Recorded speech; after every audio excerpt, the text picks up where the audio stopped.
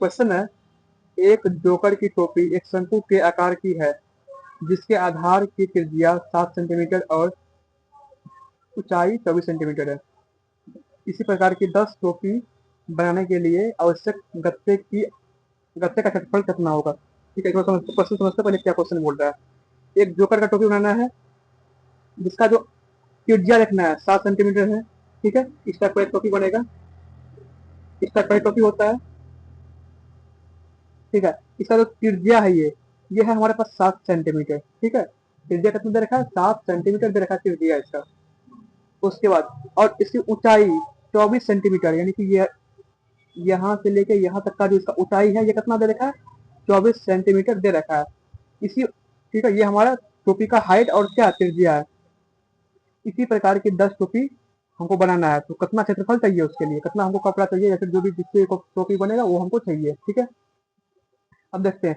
अब देखिए, ये तो एक शंकु है, क्या एक शंकु है, हमको इसका क्षेत्रफल निकालने के लिए हमको शंकु का क्षेत्रफल निकालना पड़ेगा। अब देखिए, शंकु का क्षेत्रफल निकालने के लिए क्या क्या फॉर्मूला क्या होता है शंकु का क्षेत्रफल निकालने का, पाई आर एल होता है। ठीक है, लेकिन यहाँ पे जो एल होता है ये होता है तिर्यक ऊंचाई होता है, तिर्यक ऊंचाई होता है। ये जो हमारे पास ऊंचाई दिया हुआ है ये सिंपल ऊंचाई है, बस टोपी इतना लंबा है। लेकिन हमको यहाँ पे चाहिए तिर्यक ऊंचाई। तिर्यक ऊंचाई क्या होता है इसका, ये वाला ऊंचाई चाहिए हमको, ये वाला ऊंचाई।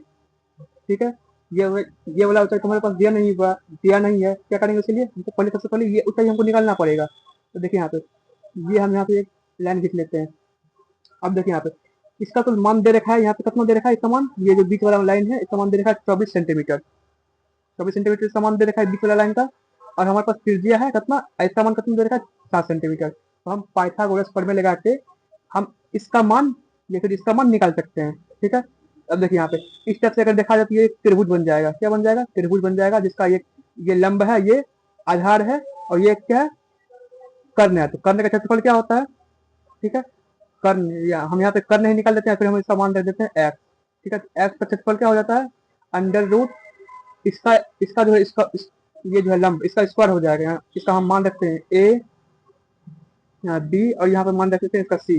ठीक है, तो ए बी का स्क्वायर हो जाएगा, ए बी का स्क्वायर प्लस ए सी का स्क्वायर हो जाएगा, सॉरी बी सी का स्क्वायर हो जाएगा, बी सी का स्क्वायर हो जाएगा। ठीक है, लंब का स्क्वायर प्लस कर्ण का ये आधार का स्क्वायर, उसको अंडर रूट कर देंगे, ये होता है।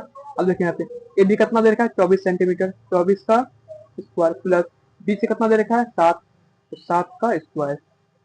24 का स्क्वायर कितना होता है, 576 होता है, प्लस 7 का स्क्वायर 49 हो जाता है। ठीक है, इसको जोड़ते हैं, ये कितना पूछ जाएगा, ये हो जाएगा 625, 625। इसका जब 625 का हम रूट हटाएंगे तो ये बन जाएगा 25 सेंटीमीटर। कितना बन जाएगा, 25 सेंटीमीटर। अब देखिए यहाँ पे, अब क्या बोल रहे हैं हमसे, अब हमको पहले क्षेत्रफल निकालना होगा। ठीक है, तो क्या अब देखिए यहाँ पे इसका कुल पृष्ठ का क्षेत्रफल निकालेंगे या फिर वक्र पृष्ठ का क्षेत्रफल निकालेंगे। यहाँ पे हमको वक्र पृष्ठ का क्षेत्रफल निकालना है। ठीक है, क्योंकि ये वाला जो पार्ट है ये वाला हमको ढकना नहीं है, ये हमको खुला रखना है इसको। ये नीचे वाला जो पार्ट होता है, जब हम ऊपर नीचे का जो पार्ट होता है तो खुला लगता है, तो उसको हम वक्र पृष्ठ का क्षेत्रफल बोलते हैं। और जब हम पूरा उसको पैक कर देंगे तो वो होता है कुल पृष्ठ का क्षेत्रफल।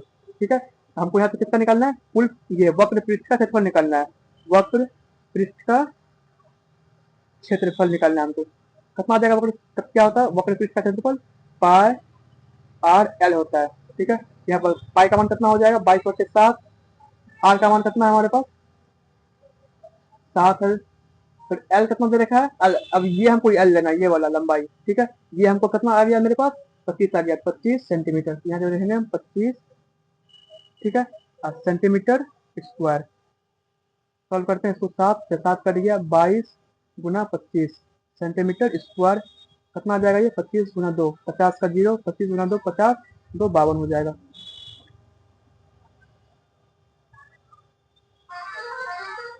ठीक है,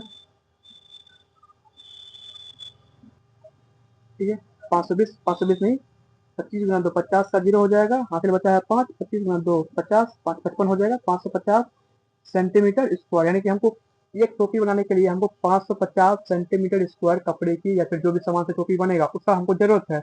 ऐसा से हमको कितना टोपी बनाना है, 10 टोपी बनाना है, तो हम इसको 10 से गुना कर देंगे, 550 गुना 10 सेंटीमीटर स्क्वायर हो जाएगा, यानी कि 5500 सेंटीमीटर स्क्वायर हो जाएगा। ऐसा ऐसा 10 टोपी हमको बनाने के लिए, ठीक है। ये हमारा हो जाएगा आंसर 55 सेंटीमीटर स्क्वायर।